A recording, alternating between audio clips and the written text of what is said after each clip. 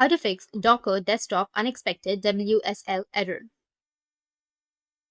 So if you want to fix your Docker desktop unexpected WSL error, then what you need to do is first, you just need simply go with your search bar and then search for turn Windows features on or off. Once you've searched, you need to click on it, which will take you to this kind of interface. Now you need to scroll down a bit and then you need to search for virtual machine platform. Once you find the virtual machine platform, you need to check that. And then the second one is hypervisor platform, which is just right below that. And both options should be checked. And you can check for your errors. If it is continued, then follow the next solution. The second solution is you need to search for PowerShell. Once you click on the PowerShell section, you need to just right click on it and then go with Run as Administrator and click on Yes. And you'll get this kind of interface.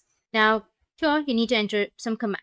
So the command goes like dism.exe space / online space / enable feature / feature name Microsoft Windows subsystem Linux space / all space / nor start. After that, hit the enter and recheck your problem.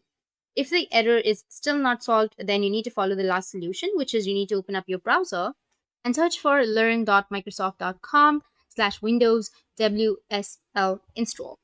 Once you add manual, you'll get this kind of interface. Now scroll down, click on the link, and download and install it. Follow the install instructions and complete it. Once you do it, your problem will be solved. That's it. If you found this video helpful, hit the subscribe button and thanks for watching.